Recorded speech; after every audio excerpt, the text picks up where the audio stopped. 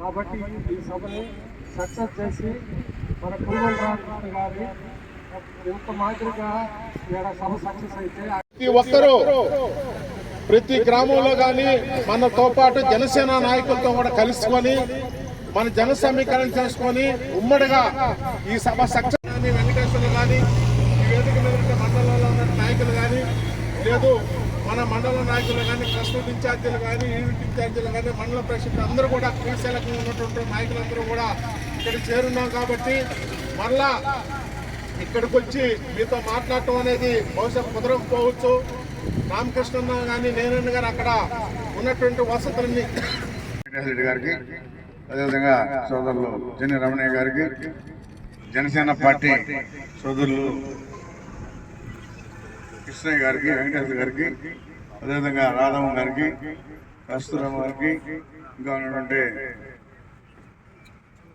చెన్నకేశవులు, ముందున్నటువంటి మరి రాజు గారు కానీ ముందున్నటువంటి ప్రతి ఒక్క లీడర్కి కూడా పేరు పేరున నమస్కారం తెలియజేయగా, ఇదే మనకి ఛాలెంజ్గా తీసుకొని ఎలక్షన్ చేయబోయేటువంటి దానికి ముందుగా మన బలాన్ని నిరూపించుకోవాలనే ఉద్దేశంతోనే ఈరోజు తిరుపతి పార్లమెంట్ అంతటా కలిసి మనకు పెట్టారు. అందుకని అన్ని ఏర్పాట్లు బ్రహ్మాండంగా చేస్తున్నాం.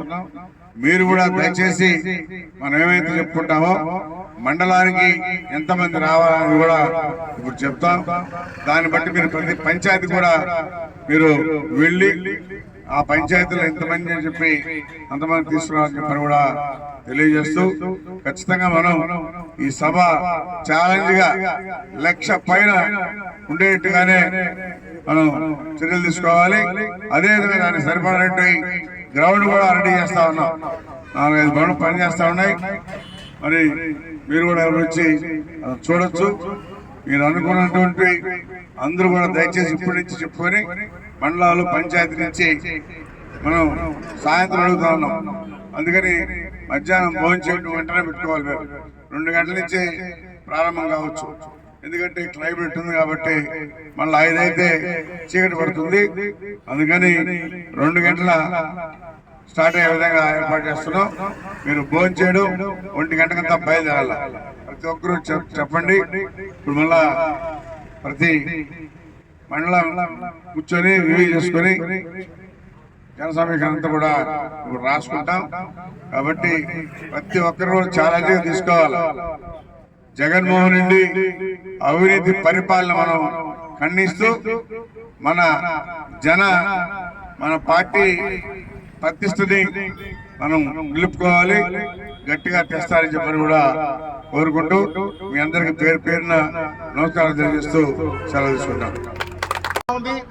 దానికి మనం ప్రతిష్టాత్మకంగా అక్కడ 1,00,000 మందితో సభ జరగడానికి 2 రోజుల క్రితం కూడా సమావేశం జరిగిన దానికి మన ఈ యొక్క వేదిక మీద ఉన్నటువంటి వాళ్ళు కానీ మీలో కొంతమంది ముఖ్య నాయకులు కూడా రావటం కూడా జరిగింది. ఇది మన రాఘవరెడ్డి అని చెప్పినట్టు ఇది ప్రసంగం కాదు. ఇది కేవలం మన గ్రామ స్థాయిలో మండల స్థాయిలో ఎంత జన సమీకరణ చేసుకొని ఈరోజు రాపూరు, కలువాయి, సైదాపురం మండల ముఖ్య నాయకులందరినీ కూడా ఇక్కడికి సమావేశపరచడానికి ముఖ్యమైనటువంటి సమావేశానికి ఈ నెల 9వ తారీఖున మన తెలుగుదేశం పార్టీ జాతీయ అధ్యక్షులు చంద్రబాబు నాయుడు గారు ప్రతిష్టాత్మకంగా తీసుకున్నటువంటి 25 పార్లమెంటులో ఒక ప్లేస్లో 1,00,000 మందితో మీటింగ్ జరగాలని ఒక నిర్ణయంతో అందులో భాగంగానే రేపటి నుంచి రా కదిలి రా అని చెప్పి ఒక నినాదంతో అన్న నందమూరి తారక రామారావు ప్రతిపాదించినటువంటి ఆ నినాదంతో మరలా ఒకసారి 1,00,000 మందితో సభలో మారుమ్రోగే విధంగా మన జాతీయ పార్టీ జాతీయ అధ్యక్షులు చంద్రబాబు నాయుడు గారు రేపటి నుంచి శ్రీకారం ప్రకాశం జిల్లా కనిగిరి నుంచి వస్తా ఉన్నారు. మన తిరుపతి పార్లమెంట్ లో వెంకటగిరి నియోజకవర్గంలో జరపాలని మన కురుకొండ రామకృష్ణ అన్న గారి అభిప్రాయం మేరకు కావచ్చు,